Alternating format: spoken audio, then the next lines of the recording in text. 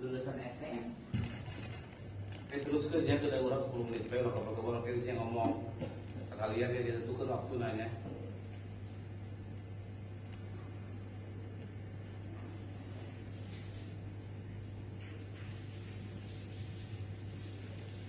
أعوذ بالله من الشيطان الرجيم بسم الله الرحمن الرحيم السلام عليكم ورحمة الله وبركاته بسم الله الحمد لله ولا إله إلا الله والله أكبر ولا حول ولا قوة إلا بالله أشهد أن لا إله إلا الله وأشهد أن محمدا رسول الله اللهم صل على النبي الهاشمي محمد وعلى آله وسلم تسليما أما بعد الفاتحة أعوذ بالله من الشيطان الرجيم بسم الله الرحمن الرحيم الحمد لله رب العالمين الرحمن الرحيم مالك يوم الدين إياك نعبد وإياك نستعين اهدنا الصراط المستقيم صراط الذين أنعمت عليهم غير المغضوب عليهم ولا الضالين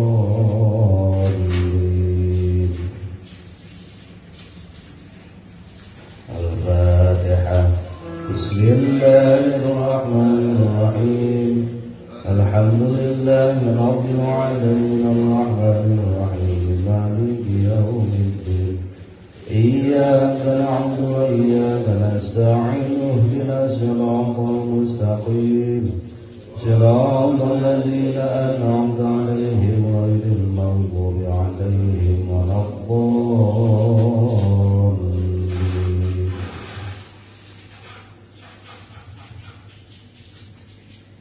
Nabi sallallahu alaihi wasallam alamatu hubbillahi hubbu dzikrillah wa alamatu hubbillahi hubbu dzikrillah. Alamat atau tanda mencintai Allah salah satunya ialah mencintai hubbu dzikrillah. Ya, jadi alamat ciri atau tanda kita mencintai Allah salah satunya yaitu hubbu dzikrillah, yaitu mencintai zikir. Wa alamatu bughdillah, sedang alamat kemarahan Allah bughdhu dzikrillah, yaitu adalah enggan kepada zikrullah. Wallahu a'lam bishawab.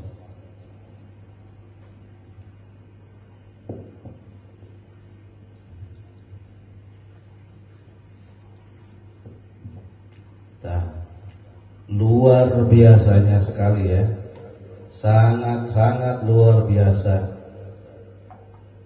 Salah satu tanda bahwa kita cinta kepada Allah, salah satunya yaitu cinta zikir, cinta berzikir kepada Allah. Dan salah satu tanda ciri bahwa Allah murka kepada kita yaitu kita enggan kepada zikir. Hanya kemarin yang keempat kata Tuan Syekh Hasan Asazili, yaitu yang keempat hub, cinta. Wasabituhu, landasannya apa? La hubbu dunya wa ahluha, tidak mencintai dunia wa ahluha, dan beserta ahli-ahli segalanya. Ya, tidak. Wa zamratuhu, apa buahnya?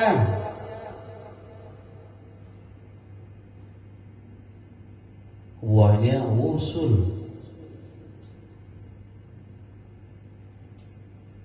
wa hubbullah, usul dan cinta kepada Allah. Tah makna teh artinya mana cinta teh. Jadi landasannya dan buahnya. Landasannya tidak mencintai dunia beserta ahli-ahlinya. Maksudnya seperangkat nambe itu mah. Jeung buahna wa zamratuhu eta wusul kanu tipika cintanya eta Allah. Makanya itulah yang keempat. Kalau kita bisa yang kemarin diceritakan, yang kemarin ngajikan ya, yang empat itu, yang keempatnya yaitu tadi cinta. Kalau kita semua mendapatkan, semua bisa mengerjakannya, masuk dalam kategori shodiqin muqarrabin. Luar biasa jasa ya. Jadi semua ada ciri, ada tandanya.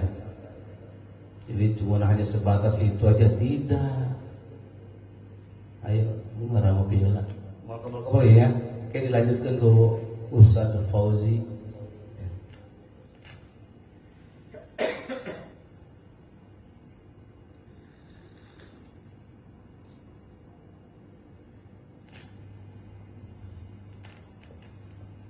Seorang hamba yang mencintai Allah tidak merasa memiliki sesuatu. Dia serahkan segala apa yang ada kepada cintanya, yaitu Allah. Kabeh dipasrahkan. Yang seperti sering dijelaskan ya. Dan kita harus meyakini semua lillahi ma fis samawati wa ma fil. Semua seperti itu. Tujuannya apa? Tujuannya biar tidak masuk ke dalam kolbu kita. Gimana kolbu kita mau bercahaya? Kemarin kan dijelaskan. Yang pertama zikir. Wasabituhunan landasana amal soleh. Wazamratuhu nur, buahnya itu cahaya. Sekarang gimana mau masuk bercahaya kolbu kita? Karena semua masuk ke dalam kolbu. Urusan anak, urusan istri, urusan segala kabeh diasupkeun kana kolbu. Jadi untuk menyikapinya, contoh kita punya sertifikat, kita punya BPKB, jangan dimasukkan ke dalam hati, masukkan ke dalam kotak, kotaknya kita kunci, udah. Nah, dulu kan sering dijelaskan, sering berkali-kali. Kalau kita berbuat baik dan kebaikan itu masih diingat oleh diri kita, berarti kebaikan itu belum nyampe kepada Allah. Apalagi sering diulang-ulang. Coba, kalau nggak karena gue si Pidi nggak bakal kerja itu. Nah, berarti ciri bahwa kita yang berbuat baik itu belum diterima oleh Allah. Masih di meja kene.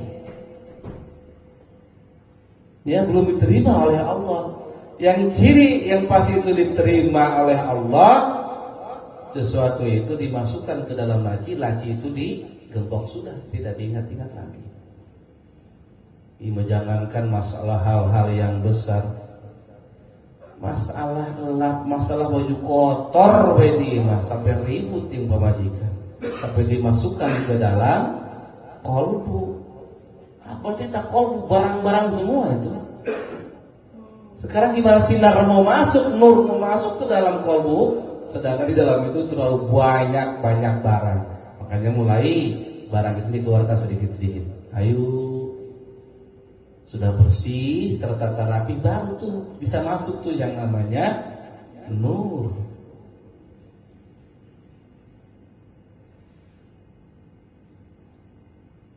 Ya, jadi ciri tersendiri ya bagi orang yang mencintai pasti akan menyebut-nyebut, sering menyebut-nyebut sesuatu, itu ciri bahwa orang tersebut mencintai. Contoh, seringnya kita membacakan sholawat, ciri bahwa kita mencintai Rasulullah. Tapi kenyataannya berbeda. Semakin banyak dia membacakan sholawat, tujuannya apa? Untuk supaya banyak rezeki. Ya, emang tekunan naon bagus oke. Tapi kalau semakin banyak kita mengucapkan sholawat, ujung-ujungnya semakin bertambah cinta kita kepada Allah, kepada Kanjeng Rasulullah sudah kadinya.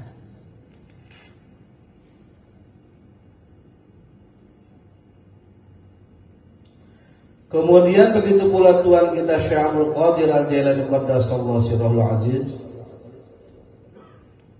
pernah bicara, adapun kata Tuhan Syekh, yang wajib atas manusia ialah mencari kehidupan hati untuk di akhirat.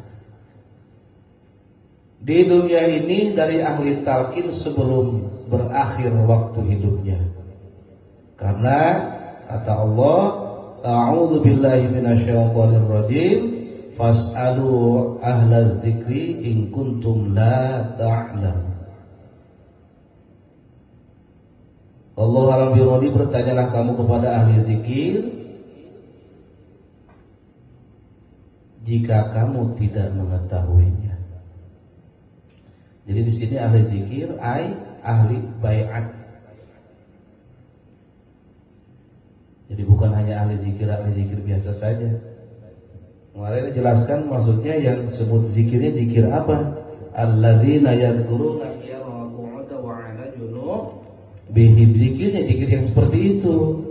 Yang dalam keadaan apapun, sedang apapun, kita selalu mengingat kepada Allah.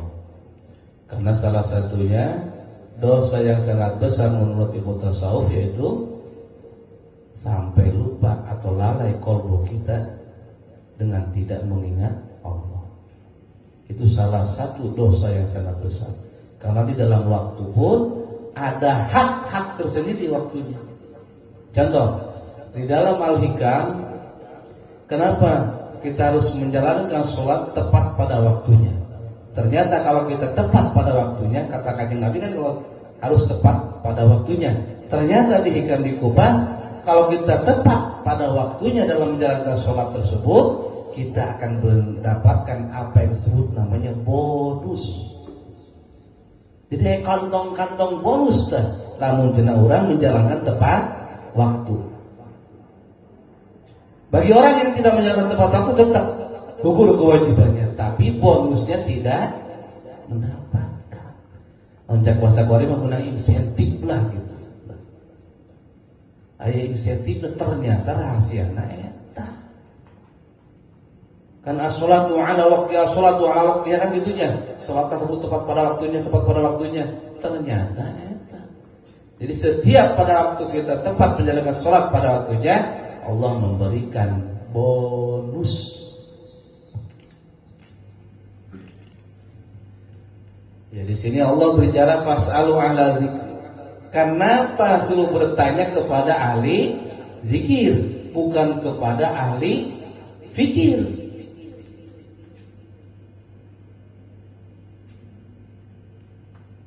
Harusnya kalau bertanya sesuatu, permasalahan sesuatu, pasti harusnya menurut hemat kita, menurut nafsu kita, pasti bertanyalah kepada ahli fikir, bukan kepada ahli zikir.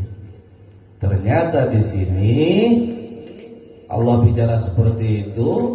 Kalau al-zikr itu kalimat isim, kalau fikir kalimat fi'il. Fi'il kata kerja, turun naik. Pada waktu orang ditanya, bertanya kepada seorang ahli fikir, pada waktu kita bertanya dia lagi ada permasalahan, misalkan dengan keluarganya atau siapa saja, jawabannya berbeda. Kita kembali lagi pada orang tersebut, pada waktu dia dalam keadaan tenang, keadaan enak, beda lagi. Nah, disinilah yang membedakan antara ahli fikir dan ahli zikir. Ahli zikir mah kata benda isim, jadi menang baik untuk turun naik. Tapi kalau ahli fikir namanya fi'il, turun naik. Tergantung sikon, keadaan dirinya.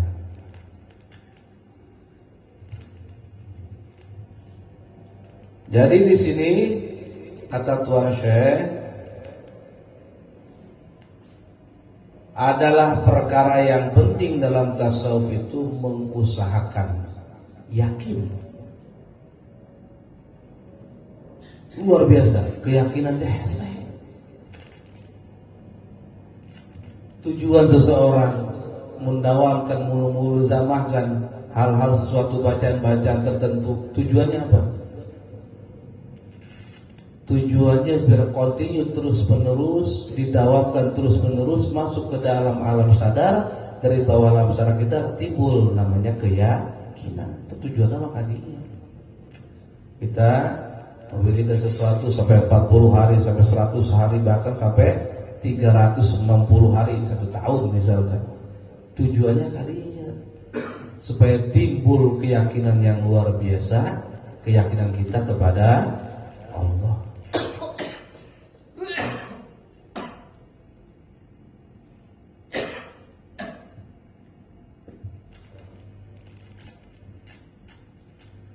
Kemarin diterangkan yang kedua kata Abu Hasan Asyazili, yaitu fikir. Fikir apa? Landasannya sabar. Apa itu sabar? Bertahan. Dan buahnya yaitu ilmu.